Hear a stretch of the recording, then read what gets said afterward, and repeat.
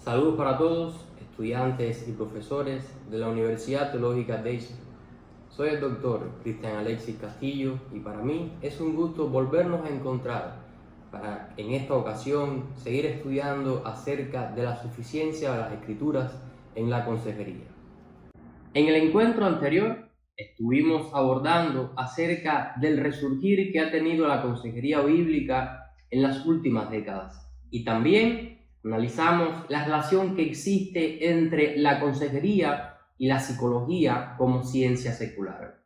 Hoy estaremos dirigiendo nuestro estudio hacia los principios bíblicos que tenemos que tener en cuenta en el momento de desarrollar la consejería. Y también vamos a analizar cómo en el Antiguo Testamento encontramos varias porciones descritas en muchos de sus libros que nos brindan herramientas importantes para desarrollar la consejería bíblica. Y para ello vamos a estar empleando el contenido que está descrito en los capítulos 3 y 4 de nuestro libro de texto, Suficiencia de las Escrituras en la consejería. Cuando hablamos de los principios bíblicos en el aconsejar, tenemos que tener bien claro que los términos consejería y aconsejamiento no pertenecen al español, según el diccionario de la Real Academia de la Lengua Española, por lo menos en la connotación que nosotros les damos. Más bien, estos vocábulos provienen de la traducción de la jerga evangélica proveniente del idioma inglés, de una palabra que describe una de las funciones más importantes del ministerio pastoral y de todos los miembros del cuerpo de Cristo, al referirnos a Él como una entidad corporativa, a una entidad como organismo vivo. En el encuentro anterior estuvimos mencionando que la expresión consejería bíblica hace alusión a que debemos desarrollar la consejería teniendo como fundamento básico las Sagradas Escrituras. Y con ello estamos planteando qué son las Escrituras, es la Biblia, la que define nuestras motivaciones, la que define los objetivos y las estrategias que tenemos que tener en cuenta para desarrollar la consejería. Son estas mismas escrituras las que no solamente brindan un fundamento teórico para la práctica de aconsejar, son las escrituras las que nos brindan todas las herramientas necesarias para que la consejería surta el efecto, surta el objetivo primario para el cual nosotros la estamos desarrollando. A veces como cristianos creemos que solamente podemos aconsejar en el campo de las cosas espirituales, pero según las mismas escrituras, todas las cosas son espirituales, todas las cosas están interrelacionadas unas con otras. Por ejemplo, un problema de ira lo podemos catalogar como un problema espiritual. Un problema dentro del matrimonio lo podemos catalogar como un problema espiritual. Y es que la Biblia es suficiente para cambiar todas las áreas de la vida del ser humano y no solamente los problemas espirituales, y lo colocamos entre comillas, como bien nos plantea el Salmo 119. La Biblia debe ser para el consejero bíblico la base fundamental, para desarrollar el ministerio de la consejería. Hoy en día se ha popularizado que para desarrollar la consejería solamente están capacitados los psicólogos, los psiquiatras u orientadores u otros profesionales que recibieron cierta preparación proveniente de las ciencias sociales o incluso de las ciencias médicas. Pero la Biblia dice otra cosa. Ella afirma que la consejería no es exclusiva para los expertos o profesionales seculares. La consejería no la podemos catalogar como una ciencia. La consejería es una cuestión espiritual. La Biblia dice que la consejería debe ser practicada por toda la iglesia. Y eso lo podemos encontrar en citas como Romanos 15:1 y el versículo 14. En la propia epístola a los Gálatas capítulo 6 versículos 1 y 2, así como en Colosenses 3:16. Si recortamos las palabras de Adams cuando expresó: Dios llama a cada uno de nosotros a aconsejar a otros en algún punto, en algún tiempo, sobre algo. Y con respecto a lo que plantea Gálatas 6:1, el mismo Adam continúa diciendo: la orden es clara. Todos tenemos que restaurar a cualquier hermano o hermana a quien Dios haya colocado providencialmente en nuestro camino cada día. Podemos plantear que la consejería bíblica es parte del discipulado cristiano que Dios nos llama a hacer, según nos plantea la Gran Comisión en el libro de Mateo capítulo 28 versículos 19 y 20, como parte de la Missio Dei, como parte de la misión de Dios. Esto nos dice que debemos ser discípulos en todas las naciones, y parte del discipulado cristiano es ayudar a otros creyentes a que se conduzcan según la palabra de Dios. Y una forma de lograr que ellos se conduzcan según la palabra de Dios es precisamente a través del desarrollo de la consejería bíblica. Así que si el mandato de la Gran Comisión es para todos los creyentes, creemos que la consejería también es un mandato para todos los creyentes, por cuanto forma parte del discipulado que Dios nos ha llamado a hacer a través de la Gran Comisión.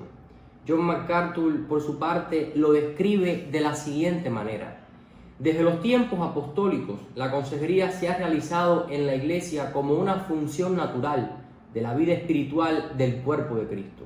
Después de todo, el Nuevo Testamento manda a los creyentes a amonestarnos los unos a los otros, exhortarnos los unos a los otros, animaos unos a otros, edificaos unos a otros, confesaos vuestras ofensas unos a otros y orad unos por otros para que seáis sanados.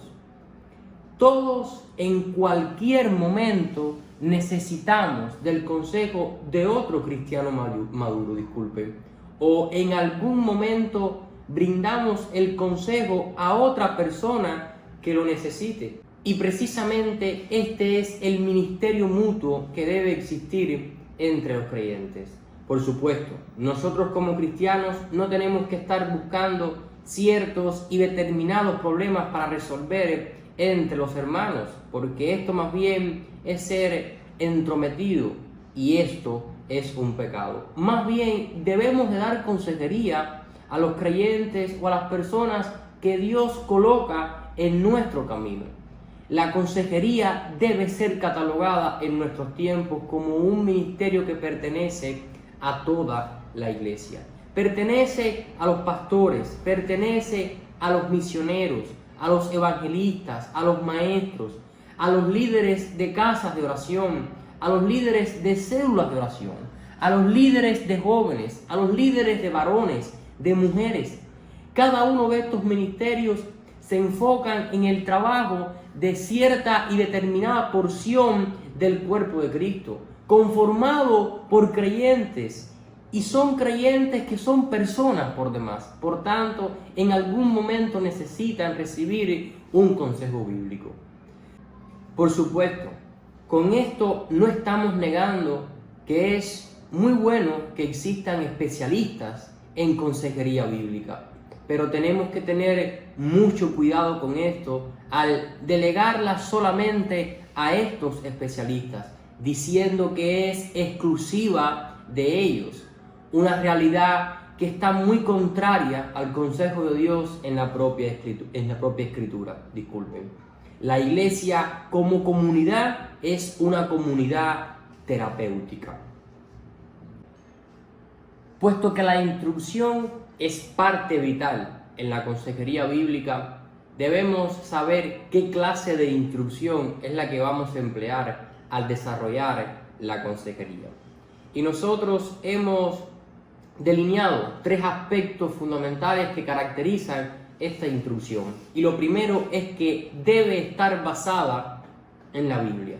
Cuando decimos que la instrucción debe estar basada en la Biblia, queremos significar que toda la información que nosotros impartimos a nuestros aconsejados para ayudarles a cambiar, a lograr la transformación en ellos, debe proceder de las Escrituras.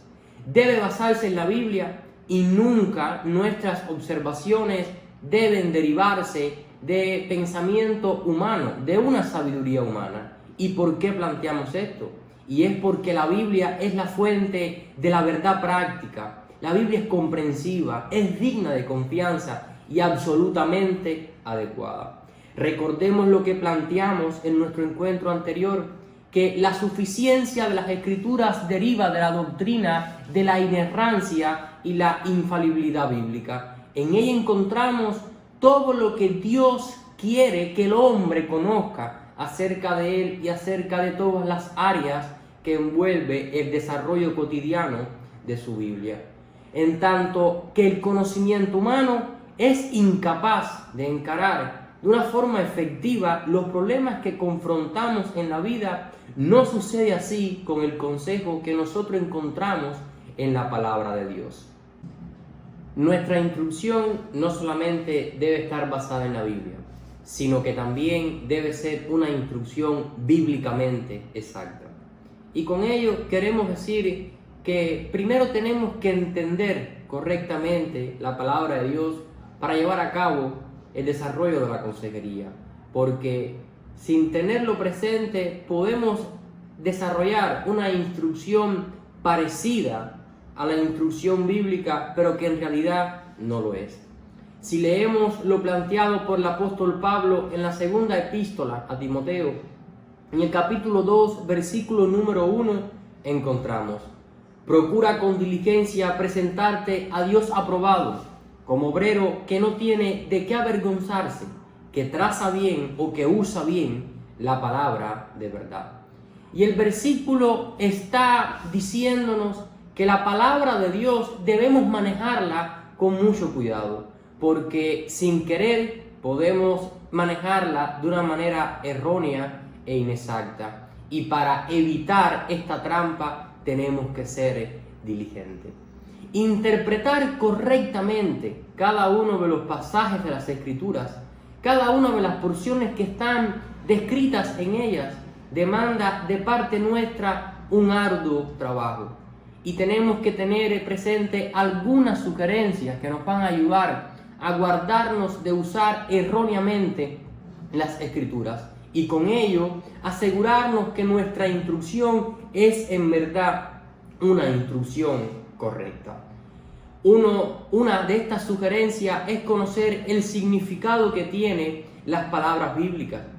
Debemos también determinar el significado de un versículo o pasaje dentro del contexto en el cual éste se encuentra.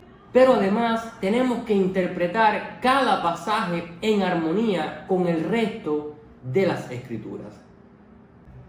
La instrucción que desarrollamos en la consejería bíblica debe estar en un primer lugar basada en la Biblia. Debe ser una instrucción bíblicamente exacta, pero además debe ser una instrucción bíblicamente adecuada. En el diario vivir, en el desarrollo de las prácticas eclesiales, hemos visto a muchos consejeros seleccionar de antemano lo que van a decirle a sus aconsejados, sin primero confirmar cuáles son las necesidades inminentes que ellos presentan en ese determinado momento, sin confirmar si lo que ellos le van a presentar a esos aconsejados verdaderamente tiene relevancia para ellos en consideración a la situación por la cual ellos están pasando. Y en realidad esto constituye para el consejero una pérdida de tiempo, porque el consejo puede ser bíblico, el consejo puede contener cierta verdad, pero el consejo no va a ser certero, no va a contribuir al proceso de cambio que nosotros queremos en nuestros aconsejados. Es por ello que nuestra instrucción debe estar apropiada en dependencia de la situación que está atravesando nuestro aconsejador. la instrucción debe considerar las preocupaciones inmediatas de estos aconsejados.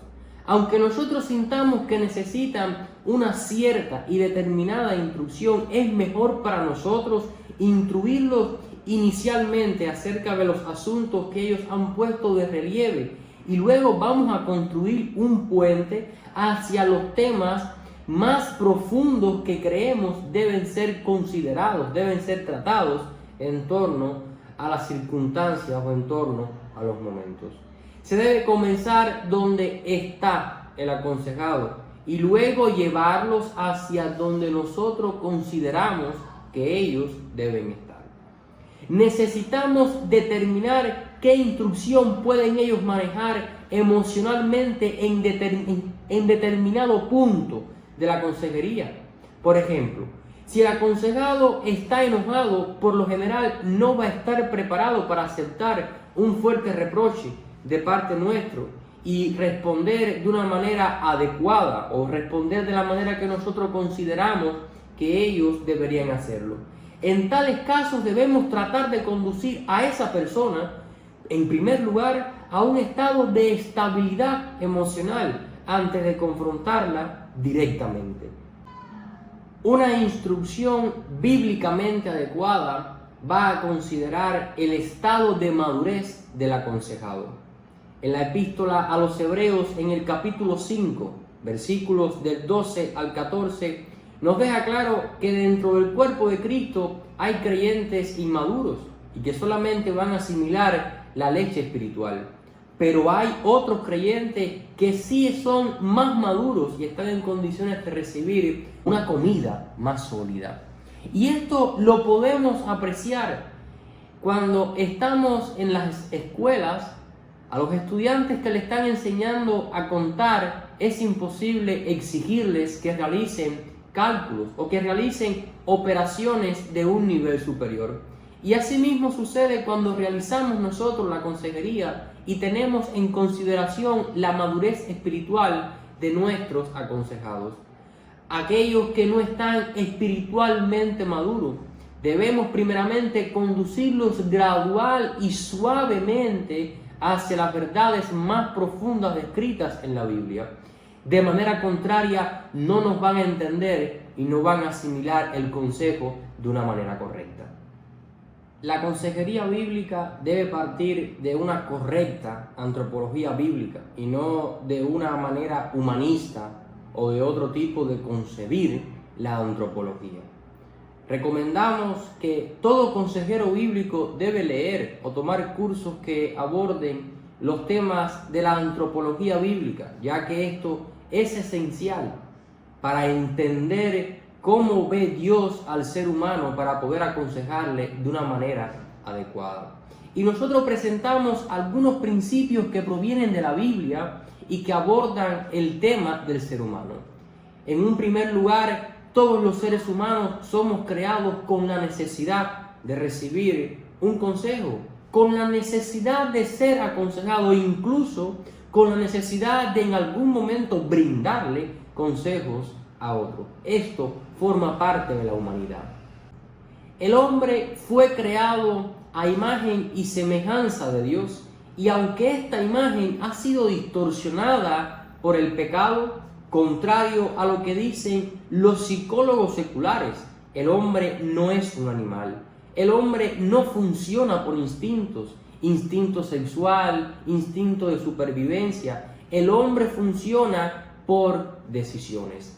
Y otros principios que encontramos en la Biblia acerca del ser humano es que el hombre no es naturalmente bueno.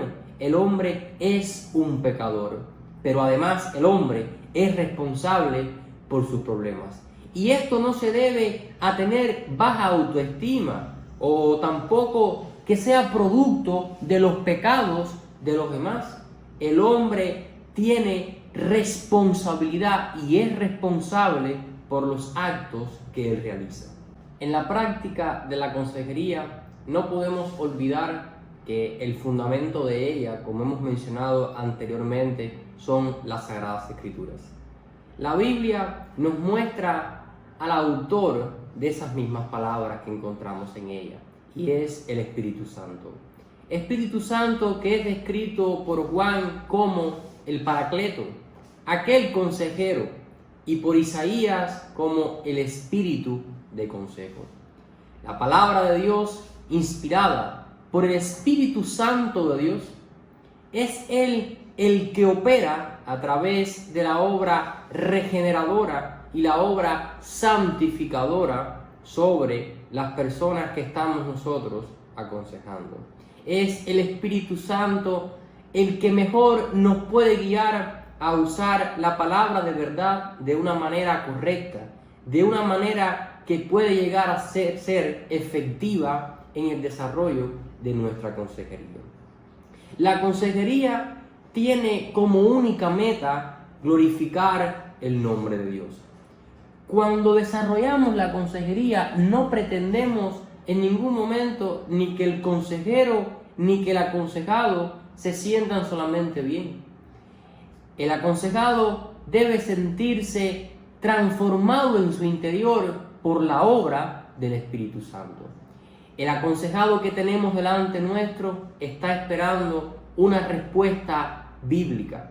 No está esperando que nosotros removamos sus problemas, sino que él debe someterse a la voluntad de Dios.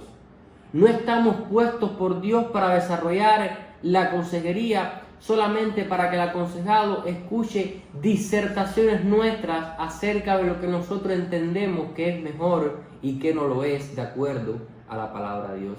El aconsejado que tenemos delante está esperando el consejo certero que viene de la boca de Dios. Y solamente eso puede suceder cuando nosotros empleamos la palabra de Dios de acorde a el propósito que ella tiene para con nosotros. Hasta este momento hemos estado analizando algunos principios bíblicos que tenemos que tener presentes para desarrollar una consejería bíblica que sea efectiva y que sea eficaz.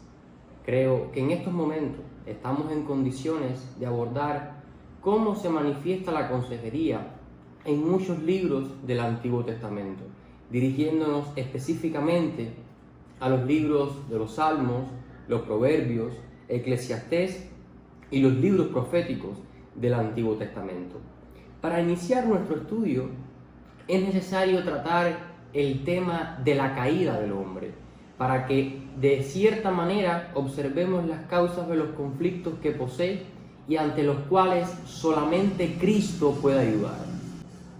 El Antiguo Testamento revela la caída del hombre, revela que el ser humano pecó en el huerto de Edén y como consecuencia afectó todo su ser, espíritu, alma y cuerpo. Pero también la caída del hombre afectó negativamente las 4 relaciones de la vida del ser humano. Y estas 4 relaciones son hombre-Dios, hombre-hombre, hombre-naturaleza y hombre y sí mismo. Estas relaciones, al ser afectadas, se consideran consecuencias inmediatas del pecado, por lo cual se hace necesaria la consejería. En el Antiguo Testamento hay varios términos que se emplean para referirnos a aconsejar o dar consejos. Y el primero es yatz, que significa dar un consejo, deliberar, resolver, advertir, consultar, determinar, guiar y proponer. Y el otro vocablo significa dar la connotación de establecer, encontrar, asignar, negociar, tomar consejo, ordenar, arreglar algo. Y este vocablo es yad. En el Antiguo Testamento Dios usaba a sus siervos para dar un consejo, lo cual consistía en ministrar a su pueblo en su nombre, mediante la sabiduría, la omnisciencia, la sabiduría, el poder y la propia voluntad divina, nunca bajo los preceptos de la voluntad humana. Y este proceso de aconsejar estaba basado única, exclusiva y totalmente en la palabra de Dios. La consejería en el Antiguo Testamento, cuando nosotros la analizamos, tenía diferentes fines, como por ejemplo, se llevaba a cabo para ayudar a una persona a entender su corazón, para traer paz y sanidad al espíritu y el alma de esa persona. Sanidad debido a las penas, angustias y congojas que ésta presentaba. Cuando analizamos el libro de los Salmos, podemos plantear que este libro tiene una gran importancia para el desarrollo de la consejería bíblica, ya que como libro posee varias características que lo ponen en un lugar preeminente. El libro de los Salmos fue el libro que más citó Jesús en el Nuevo Testamento. Si analizamos la historia de la iglesia, observamos que muchos de los padres de la iglesia también lo mencionaban muy a menudo. Y fue un libro muy usado también durante el movimiento de la Reforma Protestante. Para nosotros observar la pertinencia del libro de los Salmos en la consejería, nos es necesario en primer lugar detallar que es un texto poético. Texto poético que encabeza una serie de elementos muy útiles para desarrollar una consejería eficaz. Si nosotros analizamos el Salmo 1:1a, que dice: bienaventurado el varón que no anduvo en consejo de malos, podemos observar aquí que se establece la temática central del consejo mediante la oposición que se establece entre el consejo de los malos y el consejo de Dios contenido en su ley. Cuando mencionamos la importancia que tiene el libro de los Salmos en la consejería, nosotros lo hacemos analizando diferentes aspectos, como por ejemplo, el libro muestra los estados internos del hombre en medio de las pruebas, las dificultades y las tribulaciones. Momentos estos en los que se hace necesaria una consejería efectiva, una consejería bíblica que sea eficaz. El libro además señala un grupo de estrategias que debe usar el hombre en su medio. Estrategias que consisten en el clamor, en la oración, en el arrepentimiento, en la memoria de los portentos y maravillas de Dios en medio de todos los hombres y en medio de la propia vida del ser humano en cuestión. Además, la declaración de la confianza en Dios y en su palabra, manifestado en una fe, en una fidelidad, en una obediencia y en practicar continuamente la santidad en nuestras vidas. Además, plantea la declaración de los atributos divinos y la acción de gracias en medio de las dificultades que los hombres pueden presentar a lo largo de su vida, en medio de las pruebas, de las crisis y aún después de ellas ser capaces de dar las gracias a Dios. El libro además nos enseña a realizar la alabanza en medio de todas las adversidades que se pueden venir sobre nuestras vidas. Y por último lugar, el libro nos plantea que debemos tomar decisiones a favor del cambio. Decisiones a favor de un cambio positivo y no un cambio negativo. El libro además nos plantea una esperada confianza en nuestro Señor. Confianza que debe estar caracterizada por la fidelidad completa a cada uno de los aspectos que nosotros encontramos en su palabra.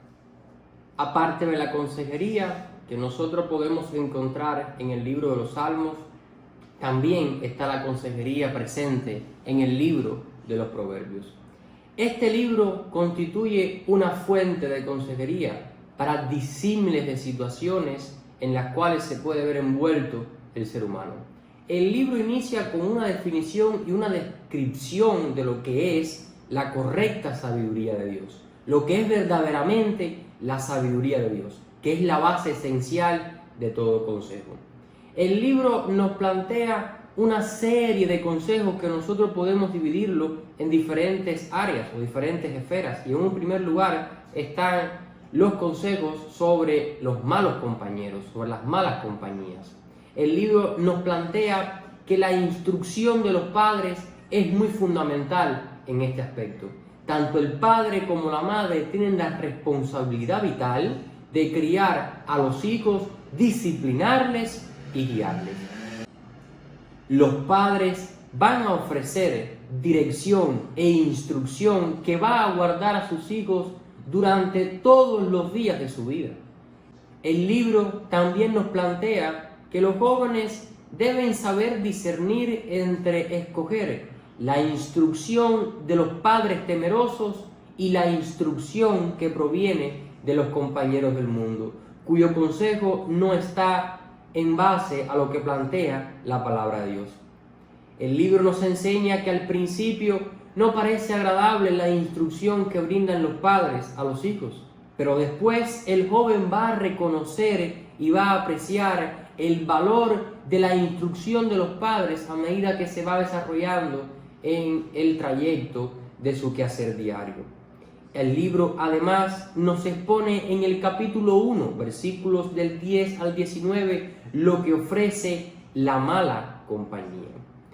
Aparte de los consejos que nosotros encontramos sobre los malos compañeros, Proverbios nos provee de la correcta clave de la obediencia. Y si analizamos el capítulo 3 de este libro, el Señor avanza en el arte de aconsejar mediante la clave de la obediencia, la cual aparece muy bien resaltada desde el primer versículo, el cual nos dice: Hijo mío, no te olvides de mi ley y tu corazón guarde mis mandamientos. Este mismo consejo se reitera en el capítulo 3, versículo 21, al decir: Hijo mío, no se aparten estas cosas de tus ojos, guarda la ley y el consejo. He aquí una lista de consejos que poseen una bendición agregada. Y si analizamos la tabla que está en su libro de texto, vemos en una columna el consejo y vemos en la otra la bendición. Por ejemplo, se nos ofrece un consejo al decirnos: nunca se aparten de ti la misericordia y la verdad. Y la bendición que vamos a encontrar es: hallaremos gracia y buena opinión ante los ojos de Dios y de los hombres. De igual manera, cuando vemos el consejo: no seas sabio en tu propia opinión, teme a Jehová y apártate del mal, encontramos una bendición. Y es: porque será medicina a tu cuerpo y refrigerio para tus huesos. En el versículo número 8 se establece un consejo que pareciera una promesa de prosperidad permanente, pero inmediatamente en el versículo número 11 se aclara que esto no es correcto, pues se habla de los tiempos de castigo del Señor, los tiempos de corrección. Al creyente en ningún momento se le promete una prosperidad absoluta, sino que debe recibir los periodos de abundancia, pero también los periodos de escasez, los periodos de tribulación. El versículo número 11 forma un grupo de enseñanzas encabezadas con el no.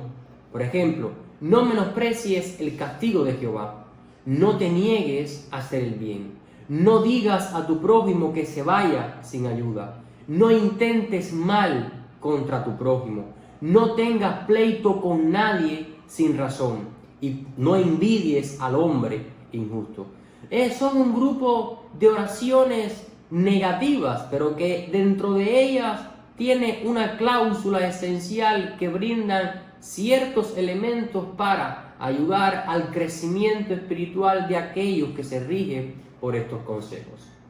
Aparte de la clave de la obediencia encontrada en este libro de Proverbios, podemos apreciar consejos sobre pecados específicos. Y si nos dirigimos hacia el capítulo número 4, vemos en él 3 apelaciones que introducen un grupo de consejos, los cuales son: oíd, hijos, la enseñanza de un padre. Oye, hijo mío, y recibe mis razones. Hijo mío, está atento a mis palabras. Si analizamos estos consejos, podemos observar que el énfasis está en oír la enseñanza, las razones, las palabras referidas a la sabiduría y sus beneficios.